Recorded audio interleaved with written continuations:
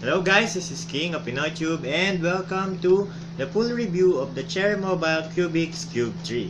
So, after 1 month of usage sa ating Cherry Mobile Cubix Cube 3, bibigyan na natin yung full review natin sa kanya. So, ginamit natin siya for 1 month non-stop, charging, gameplay, media center, pinanonood natin ng movie, calls, lahat. So, after 1 month nga na paggamit ko ito, ibibigay na natin yung full review natin sa ating Cherry Mobile Cubix Cube 3. So, stay tuned guys!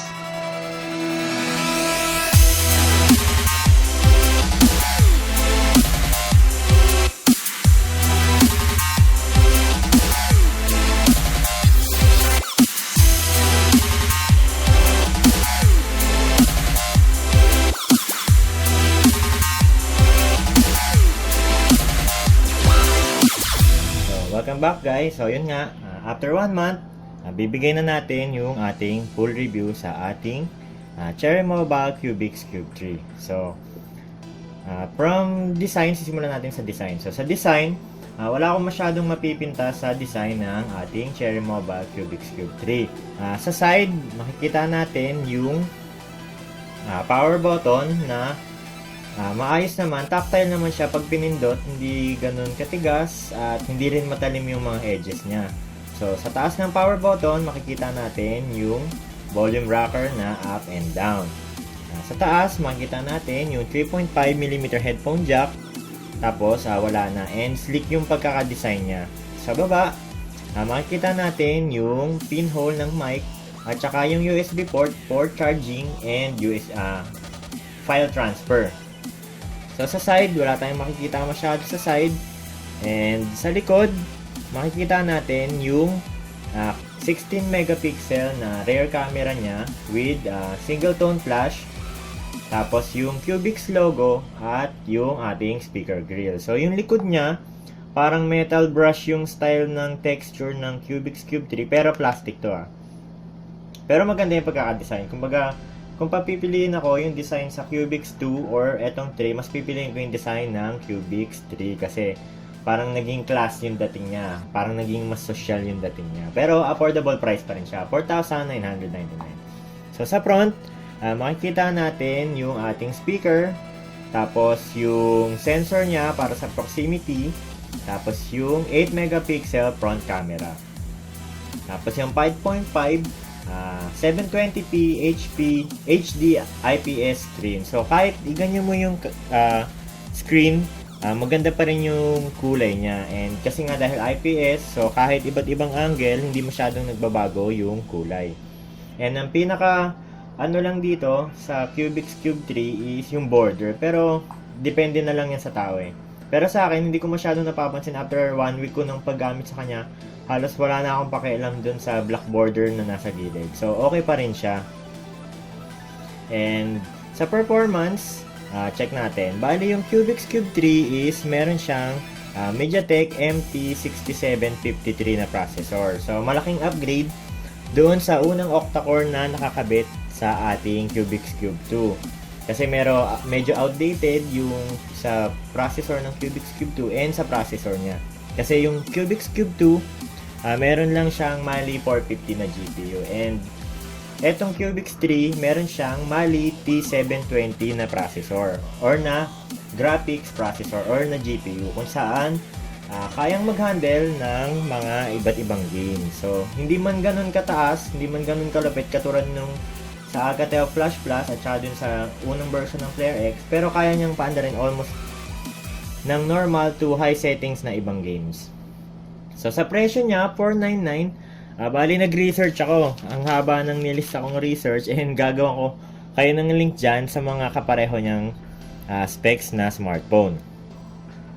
So unang-una, $4,999 with MediaTek 6753 processor, 720p na graphics na GPU, 2GB na memory, 16GB na storage, tapos 720p yung screen. So ang mga kapareho nito is yung Flare 4, Flare S4, Flare S4 Plus, tapos yung bagong Flare X na bago, yung 2GB, tapos yung Flare X na 3GB, 6753 na rin yun, tapos AF2, Alcatel Flash 2. So yun yung mga kapareho niyang specs, and kung titingnan mo yung presyo nila, Pare-pareho silang 4,999 maliban dun sa Player S4 na 7,999 at dun sa bagong Player X na 2GB 5,999. So kung papipilian ako tas wala akong budget, etong Cubix Cube 3 ang pipiliin ko kasi yung F4 tsaka yung Player S4 5 inches lang yung screen nun. So eto 5.5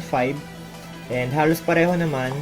Android 5.1 Lollipop and smooth na smooth din yung performance niya. So, sa mga games, nandyan yung papakita ko mga games na tinesting natin sa kanya. Nandyan yung link.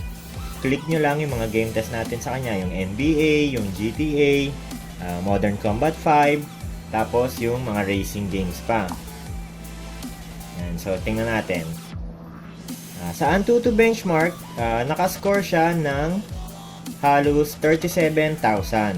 Pasensya na kayo guys kasi unscripted yung unboxing natin and may notes naman ako kaso yung mga important matter yung talagang sinulat ko yan. So ang score niya sa Antutu is 37,326 and speaking of battery naman, battery life, okay yung battery performance niya kasi 2,800 mAh yung battery niya.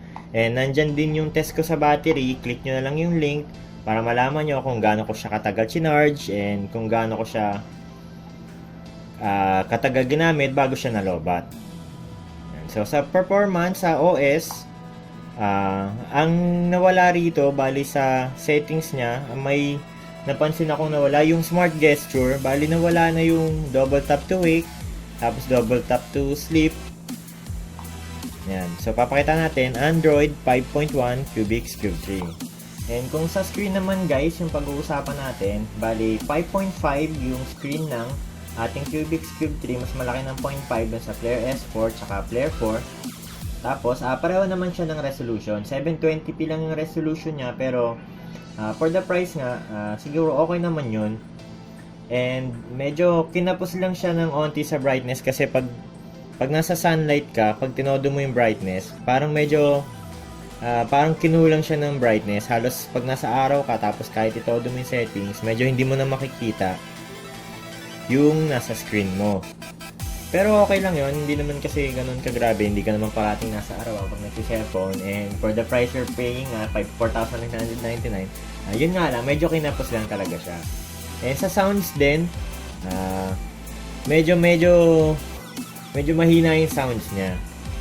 So, ayan. Pag pinlay natin siya, ito yung unboxing ko sa kanya. Piplay natin. Ayan. Kayo na yung mag-decide. Pero para sa akin, medyo mahina din yung sounds niya. And medyo, pag tinodo mo na, medyo may parang tunog lata siya na onte. Ayan. Medyo kinapos ng bass, pero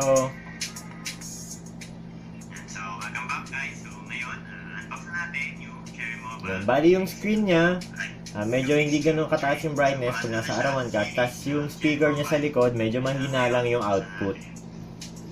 So kung may maganda kang headphone, so kabitan mo na lang siya ng headphone para medyo ma-survive mo yung pagkahina ng sound niya. Kasi pag tinodo mo naman, medyo parang tunog lata yung sounds sa likod and medyo walang bass. Ayan, ito yung mga sensor na available lang sa kanya. Meron siyang accelerometer, light sensor, at proximity sensor lang, at sound sensor. Bali wala siyang orientation sensor, wala siyang temperature, wala siyang gyro, magnetic, at pressure. So yun lang meron sa kanya: accelerometer, light sensor, proximity sensor, and sound sensor. So sa overall performance at conclusion para sa ating Cherry Mobile Cubix Cube 3, kung worth it ba siya ng 4,999? So para sa akin, okay naman yung Cubix Cube 3.